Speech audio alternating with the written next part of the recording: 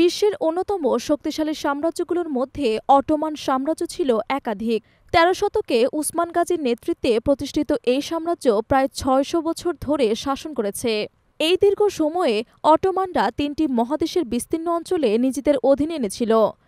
বর্তমান সময়ে তুরস্কের প্রেসিডেন্ট রিসেপ তাইয়েপ এরদোয়ান আবারও অটোমান সাম্রাজ্যের পুনঃপ্রতিষ্ঠার উদ্যোগ নিয়েছেন। যদি এই পরিকল্পনা বাস্তবায়িত হয় তবে পুরো মধ্যপ্রাচ্য এবং ইসরায়েল মুসলিম শাসনাধীনে চলে আসবে। সাম্প্রতিক সংবাদ অনুযায়ী তুরস্ক এখন হামাসের শক্তিশালী সমর্থক হিসেবে দাঁড়িয়ে রয়েছে, এমনটাই দাবি করেছেন ইসরায়েলি সংবাদ মাধ্যম জিউইশ নিউজ সিন্ডিকেট। পশ্চিম তীরের নাবলুস অঞ্চলে হামাস যোদ্ধাদের জন্য অর্থ, অস্ত্র এবং কৌশলগত নির্দেশনা পাঠানো হচ্ছে তুরস্ক থেকে।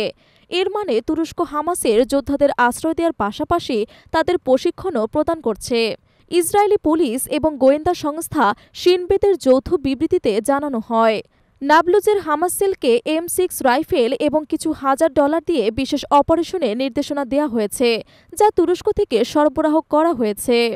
আইডিএফের সাবেক গোয়েন্দা প্রধান কর্নেল মিখাইল মিলস্টেন দাবি করেছেন যে হামাসের গুরুত্বপূর্ণ বিদেশি অপারেশনাল কেন্দ্র এখন আঙ্কারা এবং সেখানে তারা প্রায় ১.৫ বছর ধরে লেবাননে যুদ্ধের পর কিছুটা দুর্বল হয়ে পড়েছে। হিজবুল্লাহ অন্যদিকে বাশার আল আসাদ সরকারের পতনের পর সিরিয়ার জাতিকে একত্রিত করতে ব্যর্থ হয়েছে। এই অবস্থায় তুরস্ক হামাসের প্রধান কেন্দ্রবিন্দু হিসেবে কাজ করছে। কর্নেল মিলস্টেন জানাচ্ছেন, তুরস্কে হামাস যোদ্ধাদের আশ্রয়ের পাশাপাশি তাদের সামরিক প্রশিক্ষণও দেয়া হচ্ছে এবং গোয়েন্দা তথ্য সংগ্রহের ব্যবস্থাও করা হচ্ছে।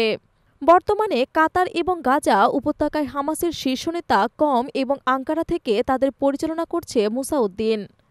আইডিএফের সাবেক কর্মকর্তা জানিয়েছেন, তুরস্ক ন্যাটো সদস্য হওয়ায় এটি হামাসকে দীর্ঘমেয়াদী সামরিক সহায়তা প্রদান করতে পারে, যা ইসরায়েলের জন্য একটি বড় হুমকি হতে পারে। এছাড়া তুরস্ক ছাড়াও ভারতও হামাসের একটি বিদেশি ঘাঁটি হয়ে উঠেছে।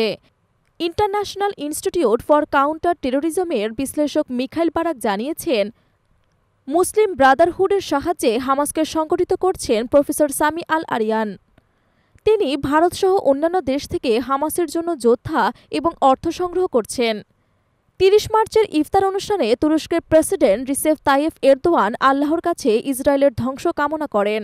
এছাড়া হামাস ও ইসলামিক জিহাদের শহীদ যোদ্ধাদের জন্য দোয়া এবং আহতদের সুস্থতার জন্য প্রার্থনা করেছেন।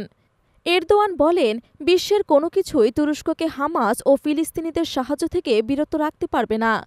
এই প্রতিবেদনটি তুরস্কের ভূমিকা এবং বিশ্ব রাজনীতিতে এর প্রভাব প্রতিষ্ঠার প্রচেষ্টা তুলে ধরেছে।